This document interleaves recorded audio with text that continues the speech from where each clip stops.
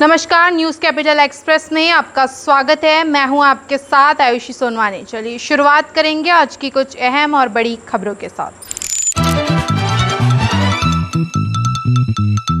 मुख्यमंत्री शिवराज सिंह चौहान ने Covid command control centre का निरीक्षण किया। गृह मंत्री नरोत्तम मिश्रा का बयान, कहा देश की बदनामी बर्दाश्त नहीं की जाएगी। बीजेपी के सेवा ही संगठन कार्यक्रम में ब्लड डोनेशन किया गया। चिकित्सा शिक्षा मंत्री का बयान, कहा कोरोना को अब काबू में कर लिया गया है। भोपाल सांसद साध्वी प्रज्ञा ने खाद्य सामग्री का वितरण किया। मध्य प्रदेश कांग्रेस शिक्षक के प्रांतीय अध्यक्ष का बयान। और अब खबरें विस्तार से। मुख्यमंत्री शिवराज सिंह चौहान ने कोविड कमांड कंट्रोल सेंटर का निरीक्षण किया। सीएम शिवराज सिंह चौहान ने स्मार्ट सिटी में स्थित कोविड कमांड कंट्रोल सेंटर का निरीक्षण किया।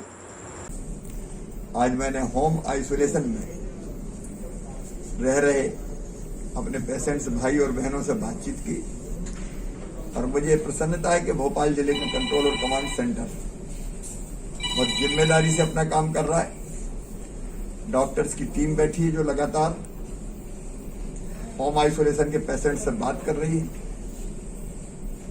उनको दवाइयां उपलब्ध कराना।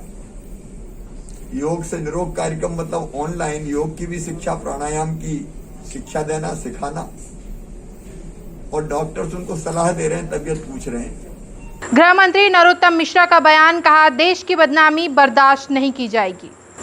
गृह मंत्री नरोत्तम मिश्रा ने पूर्व मुख्यमंत्री कमलनाथ पर निशाना साधते हुए कहा कि कमलनाथ जी, आप हमें बदनाम करें चल जाएगा, पार्टी को बदनाम करें चल जाएगा, लेकिन भारत को बदनाम करेंगे तो नहीं चलेगा, आप चल भी नहीं पाओगे। भारत हमारी माता है, माँ को कोई बदनाम करे, हम और पूरा हिंदुस्तान बर्दाश्त नहीं करेगा। आपको माफ़ी मांगनी चाहिए। आप सरकारों की आलोचना करो, चलता है। व्यक्तियों की करो, वो भी चलता है। और अगर देश को बदनाम करने की कोशिश करोगे तो चल नहीं पाओगे।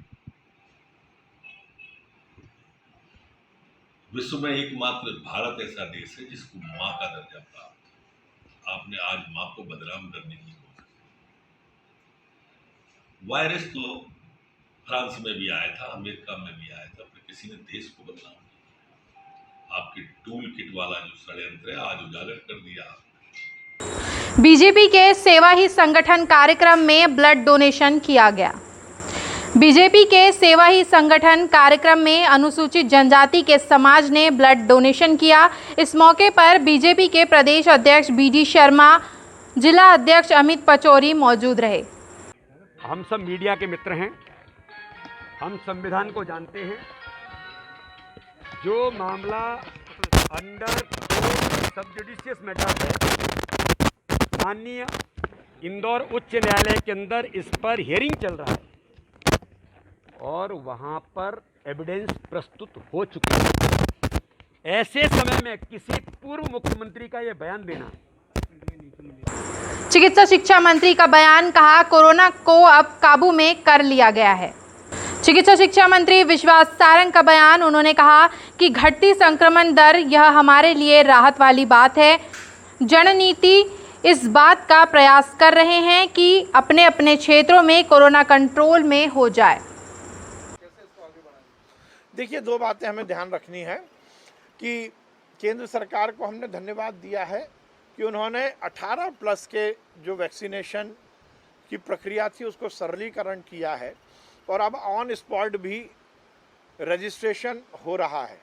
ग्रामीण क्षेत्र में हमने ये निर्धारित किया है कि 18 प्लस के जो भी हमारे सेशन हैं उन स्थलों पर ही रजिस्ट्रेशन होगा और वहाँ के लोगों को ही टीका लगाया जाएगा। इसमें यह और सुनिश्चित किया है कि जिस पंचायत में ये सेशन आयोजित किया जाएगा उसी पंचायत में रहने वाले व्यक्ति को ही उस सेशन में टीका लगेगा, वैक्सीन।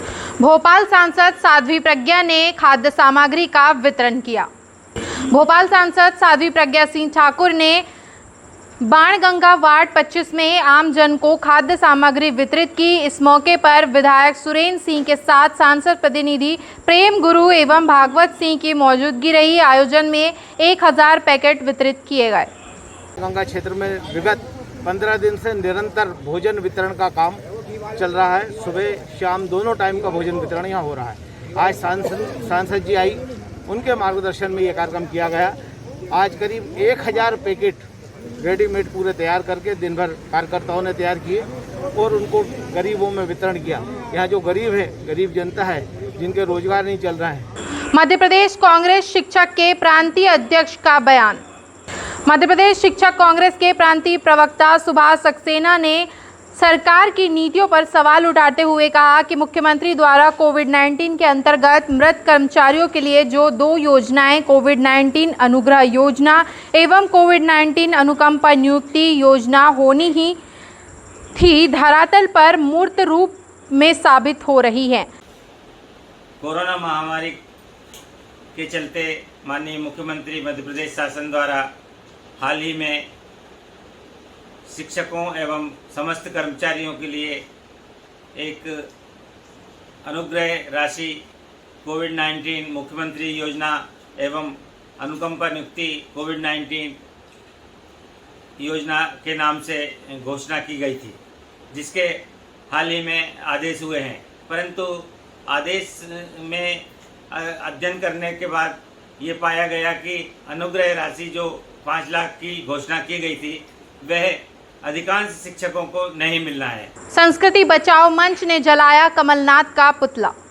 संस्कृति बचाओ मंच ने आज कमलनाथ के देश के विरुद्ध दिए गए बयान की घोर निंदा की। उन्होंने कहा कि भारत महान नहीं बदनाम है, जिसको लेकर हमने आज कमलनाथ का पुतला दहन किया है। इस दौरान संस्कृति बचाओ मंच के पदाधिकारी, इकाई संयोजक शिशुपाल बागरे आदि उपस्थित थे।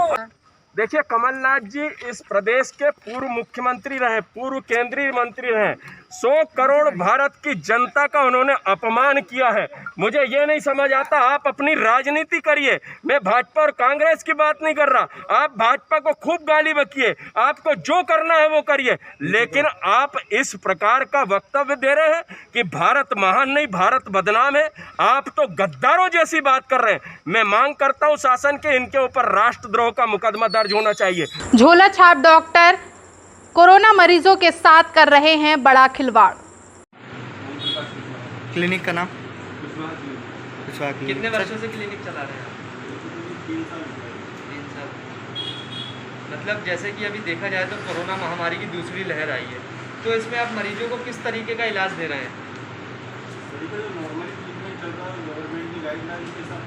अभी तक आपके पास कोई आपके ग्रामीण इलाके में से कोई ऐसा क्रिटिकल केस आया है जो बहुत ज़्यादा सीरियस हो? ड्रिप वगैरह कितने मरीजों को रोजाना चलाते हैं? 2-3 लोग। और इंजेक्शन? क्लिनिक का नाम क्या सर? क्लिनिक का कोई नाम नहीं। कितने वर्षों से क्लिनिक चला रहे हैं आप? मुझे जब से रिटायरमेंट हुआ 12 जब से चला रहा हूँ। कोरोना की दूसरी लहर आई है, इतनी ज़्यादा महामारी देश में फैली हुई है। यहाँ कोरोना वाला कोई सर, शासन की गाइडलाइन अगर आप पढ़े हों सीएमएचओ साहब की, तो उन्होंने सख्त निर्देश दिए हैं कि किसी भी क्लिनिक में ड्रिप लगाने की अनुमति किसी भी डॉक्टर को अभी नहीं। तो आपके यहाँ देखा जा रहा है ड्रिप का भी लगाने का सुविधा उपलब्ध है, बराबर ड्रिप लगे हुए हैं, क्लिनिक खोल के आप बैठे हुए हैं, तो क्या उनकी गाइडलाइन की आप धज्जियाँ उड़ाए जा रहे हैं? रेत के अवैध भंडारण पर हुई जब्ती की कार्रवाई। गुना कलेक्टर फ्रैंक नोबल ए द्वारा जिले में चलाए जा रहे खनन माफियाओं के विरुद्ध अभियान के तहत पार्वती नदी से निकाले गए रेत को अवैध भंडारण कर रखा पाए जाने पर जब्ती की बड़ी कार्रवाई हुई है, जबकि रेत खनन माफिया मौके से फरार हो गए। चाचौड़ा अनुविभागीय अधिकारी राजस्व वीरेंद्र सिंह बघेल के नेतृत्व में राजस्व पुलिस व खनिज विभाग की संयुक्त टीम द्वारा ग्राम शाखा खुर्द, मालोनी व रामपुरा में रेत के अवैध भंडारण व जब्ती की कार्रवाई के दौरान एसडीओपी मुनीश राजौरिया, प्रभारी तहसील द्वारा विजयपाल चौहान, थाना प्रभारी राकेश गुप्ता, नायब तहसीलदार डॉक्टर उदय सिंह जाटव, चौकी प्रभारी विनय शर्मा, गुना खनिज निरीक्षक सहित राजस्व व पुलिस के कर्मचारी मौके पर मौजूद रहे। गुना से आर के शर्मा की रिपोर्ट। इस वक्त की खबरों में फिलहाल इतना ही। आगे की खबरों के लिए बने रहिए हमारे साथ और मुझे दीजिए इजाज़त। नमस्कार।